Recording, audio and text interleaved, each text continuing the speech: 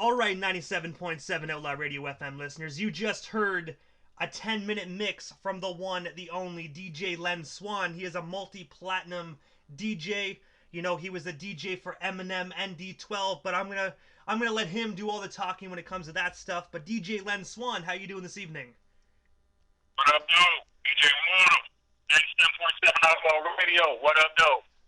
Oh man, I'm doing great. I'm doing great. First and foremost, I gotta say before we jump into this, there, Len, you are probably one of the DJs that I really did look up to growing up, man. You know, you helped create every '90s kid's favorite Eminem record, man. So thank you so much for that. Salute, man. It's all about, for me, just being the DJ's DJ. You know, if I can inspire the next generation to kind of cut and scratch and do all the things real hip-hop DJs do and be a student of the game, then, you know, I've done my job. But I gotta ask you, man, like taking you right back to the beginning, like what made you actually decide to become a DJ?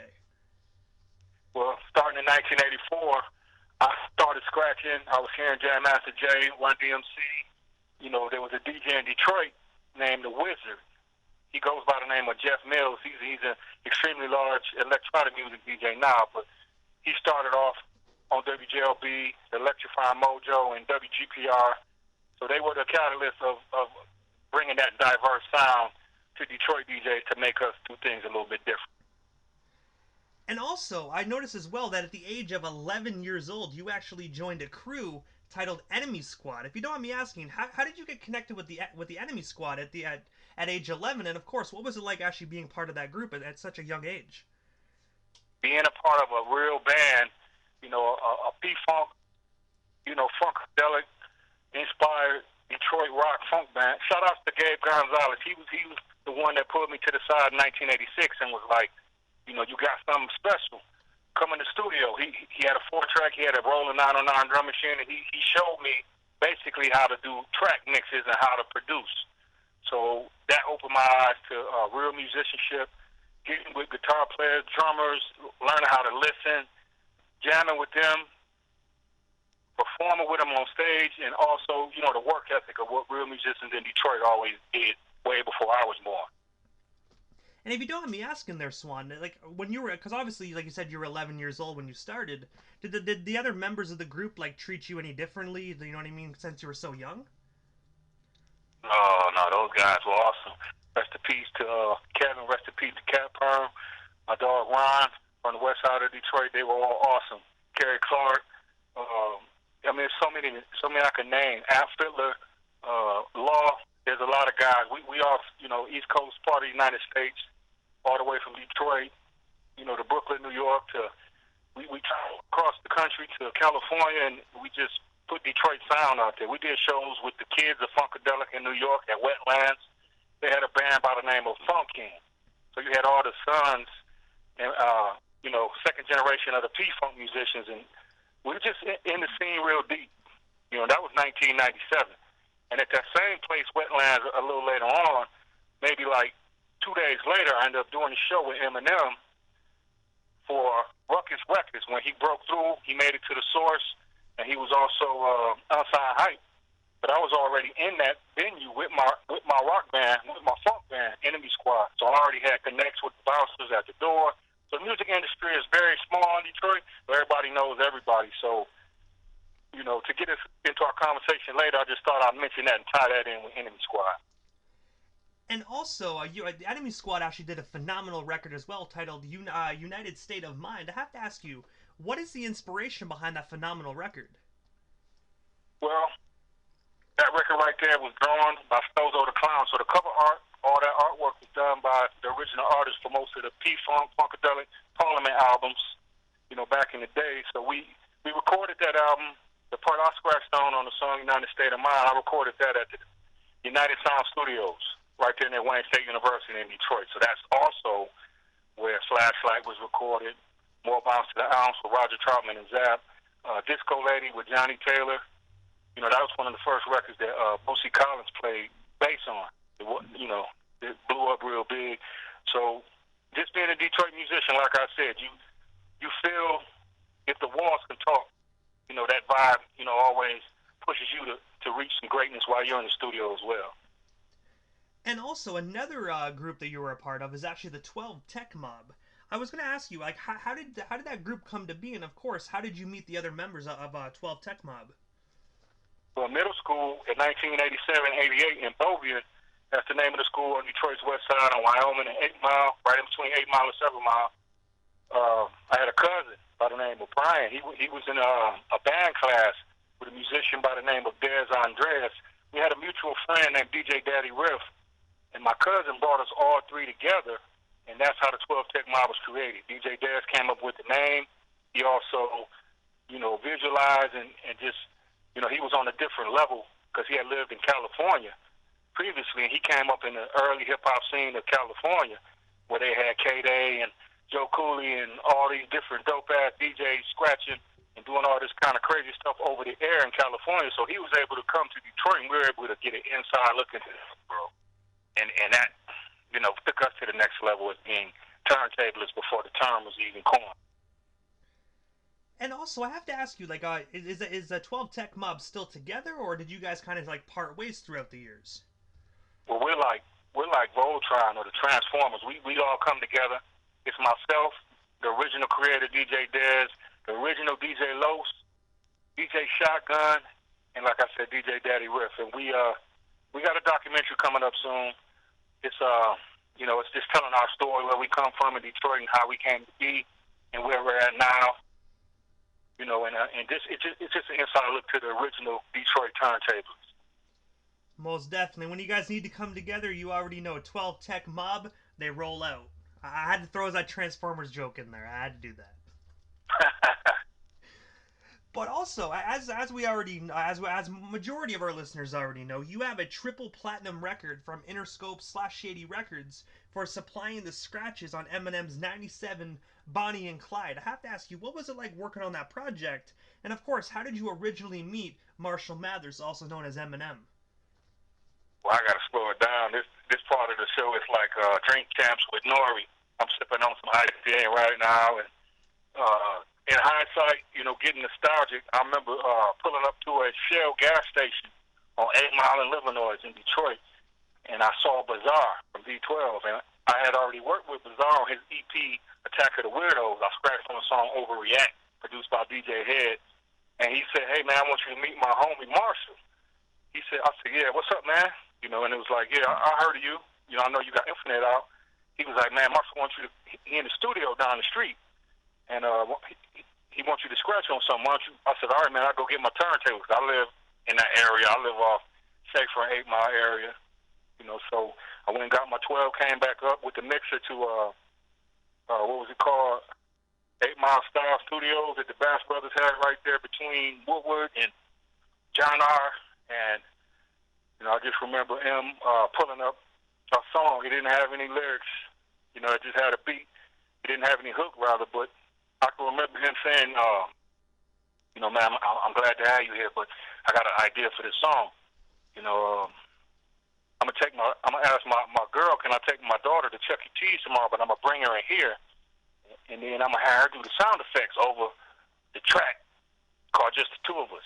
He was like, "Now I want you to put some bass scratches on there."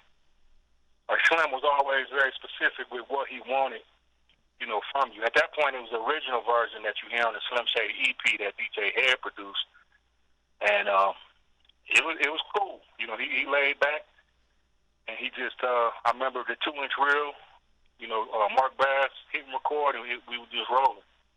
And I could visualize his daughter being on there, because he was like a dope co-producer at that point. He hadn't met Dr. Dre yet, but then the next song I cut on was Murder Murder, produced by DJ Rec, and that was real dope because I got to cut up some Tupac, and it's this special time in Detroit hip hop. Everybody knows each other, and we all do it for the love of the art. I DJ for the culture to always, like I said, influence the future. I didn't know what that record would be at that time, but like when you do it and you're doing it for the art, it always turns into longevity.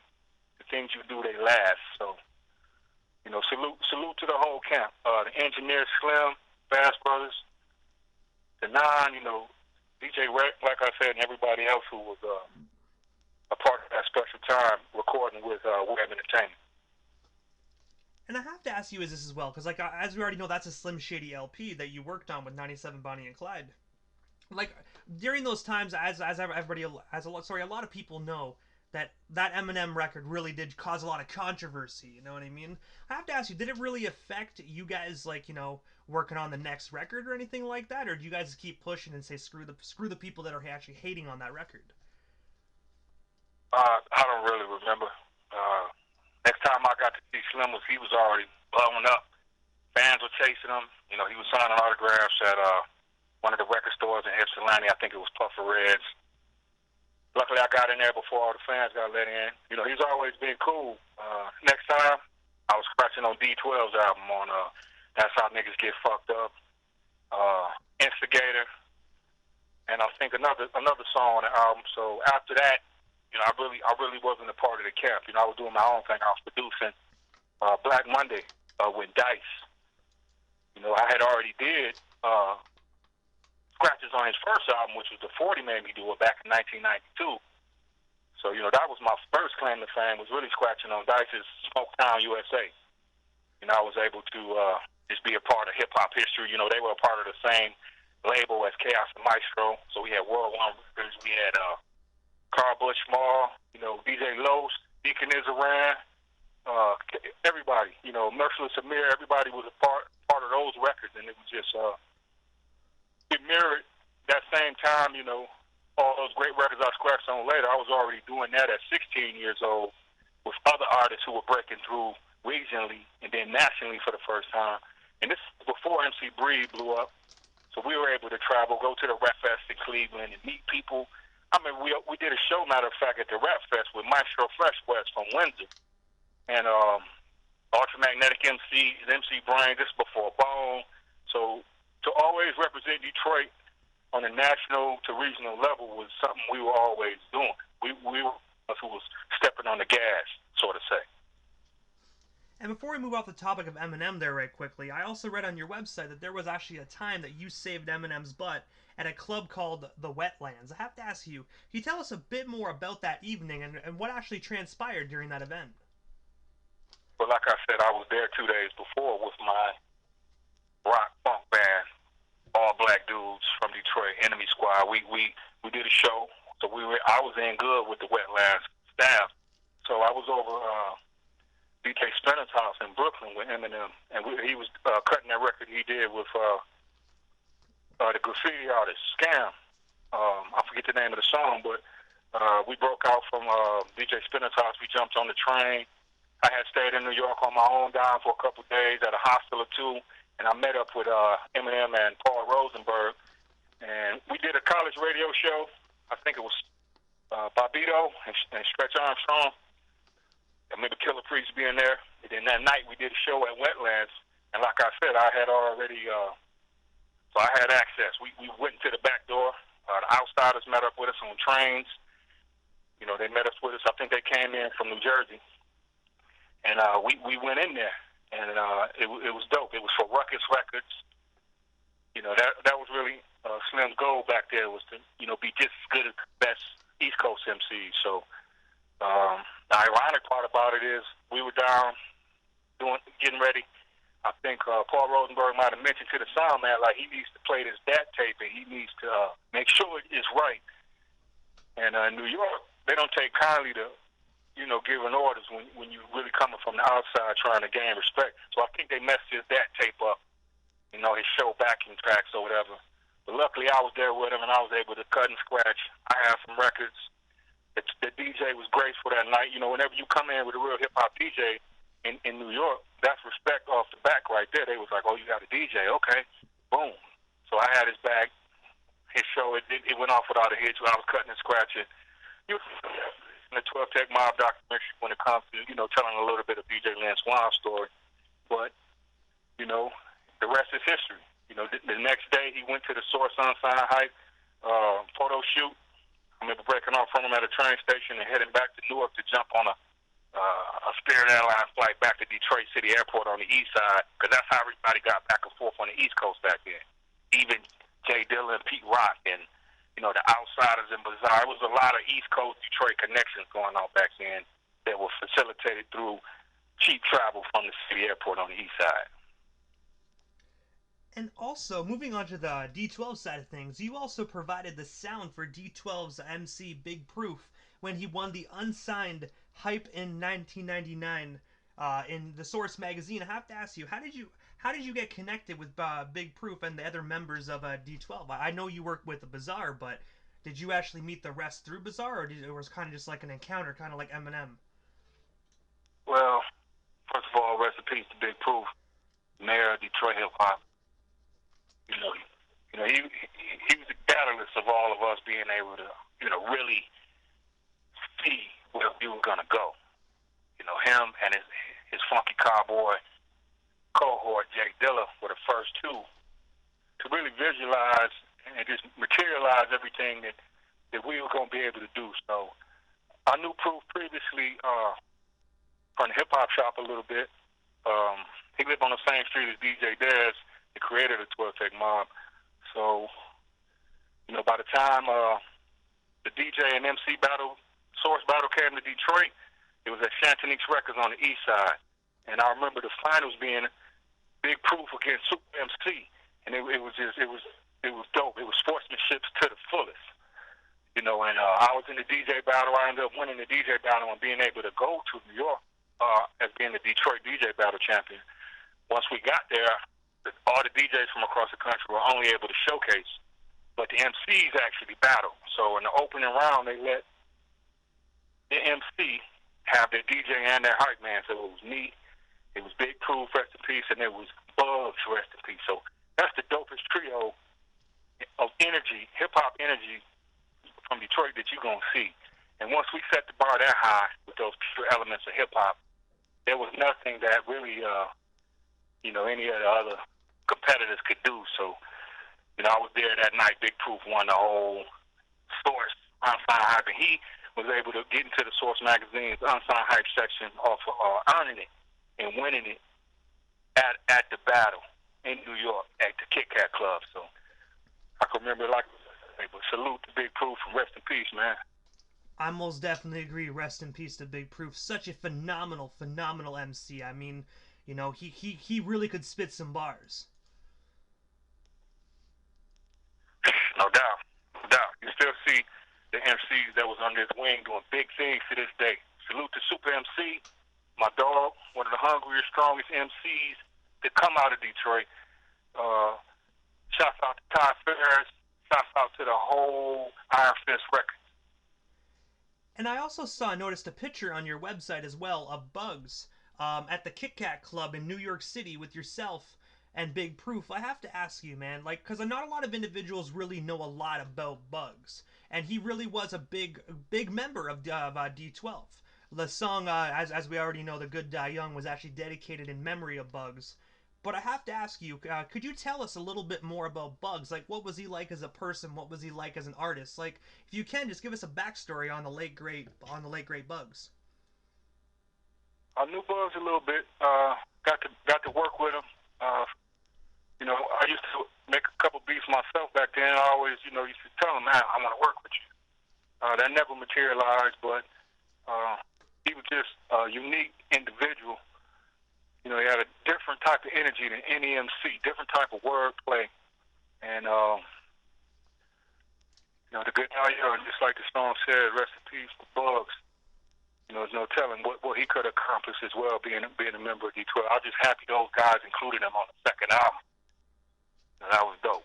That was a dope tribute to that fallen soldier from D12. I most definitely agree. I feel, if that day didn't happen, man, I really do think he would have blew up. He was an amazing MC. Yeah, no doubt. And also, you actually have won numerous DJ competitions, including the Detroit Cool Mix DJ competition 3 years running. I have to ask you, what was those experience like doing those competitions? Well, that used to be my passion.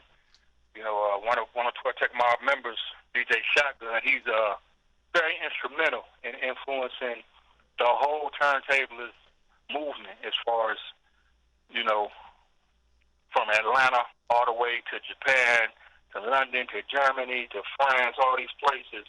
You know, Shotgun was the first member, or first DJ actually, from Detroit to instill that battle aggressiveness into the streets and make Detroit aware of exactly what real DJs do. You know, he was a Filipino guy coming into Detroit, so this is like, you know, what you see in 8 Mile, but you have to imagine on a DJ level. You know, people go crazy for DJs when they spin and they scratch, or they do, you know, tricks, or they battle. But he used to battle cats that was on the radio, you know, 107.5, like DJ Fingers and DJ Gary Chandler, and decimate cats. They would hate to see him coming. But, you know, that all came from, you know, him paying his dues in Detroit and just fueling the flames of, you know, knowing he could do something innovative and different. Even to this day, you know, his son, DJ Mercy, is a beast of a DJ. I remember battling him when he was like 11 years old, and I was kind of like, whoa. You know, I think he's almost 19 now. But, you know, the future of the 12 Tech Mob in the battles in Detroit, I mean, you got a group now, you know, they call Scratcher Detroit. They're throwing a Motor City Warfare beat juggling battle on November 7th, 2020. And they'll, you know, if you Google that, Detroit Scratcher, you know, Motor City Warfare, you'll be able to sign up for it by email. You know, I used to come up to Canada. I used to battle a lot of cats in Toronto. I was real cool with Lil Jazz. You know, the guy that did the scratching on Obi Trice as well, on Asshole. You know, so I used to always come up there and try to just show, you know, show that unification of the region. Even though you guys were international date line south of Detroit, we could throw a rock over across the river and basically hit Windsor. So I used to come over there to 99.1, see jams as well, and DJ. So once I got free of the FCC, I would go over there, cuss the motherfucking government out and shit, and do all kind of crazy shit as a young DJ, and then come back across the Ambassador Bridge and be like, yeah, you know, Canada, you know, because it was a sense of freedom that you couldn't do in Detroit until XM Radio Sirius came out. So I salute Canada. Oh, most definitely, you know, and I agree with you with throwing the rock across the water, because right where I am here in Prescott, Ontario, we're right across the border from New York State, and you probably could whip a rock and actually hit New York State lines. So, you know, I agree with you on that. You know, when you're right on that line, you're most definitely very close to states. You can just smell and see the American dream right across the water. No doubt, vice versa. That's why Rick James had to go AWOL from joining the Navy when he was in Buffalo and escaped over there to Canada. So that's where he honed his skills as a rock funk musician. And by the time he was ready to go on USS Enterprise, he was getting ready to sign this record deal in New York with his bandmates from Canada, and they put his social security number in the computer system, and they was like, wait a minute, you're supposed to be enlisted in the U.S. Navy. So they had to take him back to a ship, kind of arrest him, and all his whole music career paused at that point. They kicked him out maybe 6 months later. You know, they didn't make him, you know, do any hard time, but even Canada had a big part in Rick James' music career.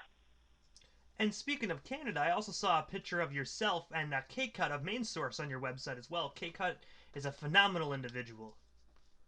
Cool brother. Dope. You know, he's an inspiration to all us Midwest DJs, all us scratchers in general, you know, just turntablists. Before the word was even out, him and his brother, they was scratching on them Main Source records together.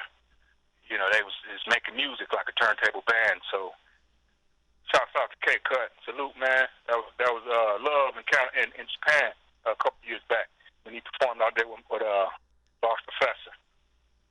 And you also have a solo record as well titled Killer Techniques. It actually showcases your DJ skills and your musicianship at the same time. I have to ask you, what's the inspiration behind that record? And of course, where can our listeners buy or stream themselves a copy today? Well, you can catch me on Instagram. You know, it's at Len Swann, the DJ. Also, you just Bandcamp. You'll see DJ Len Swann. I got a few projects coming up in the near future. Hopefully to unearth Killer Techniques one of these days. let me see. What I played earlier with that mix you heard, though, that was, to go in reverse, that was a couple artists, that I've been working with for years. They had a song called Bars by Boogie Bandero and Train. They're out there on the West Coast doing damage. It's all about longevity if you want to be in this hip-hop game. You had Fat Father with a song called King Talk. That's Fat Father from the Fat Killers. He's a cold-blooded solo artist. Also, you had a song called Hate All You Want To, featuring Bootleg of the Dayton Family, and then you had Mastermind of Nodis. So that was a Fallen Angels Entertainment, piece of work right there that's showcased right now. Like I said, with longevity, it's always going to bring people to be able to hear you in modern day. So, that's all DJ Len Swann is about, really, is to keep it going so that I could always plug other musicians who are doing good things and let their music be heard the same way I want my music to be heard.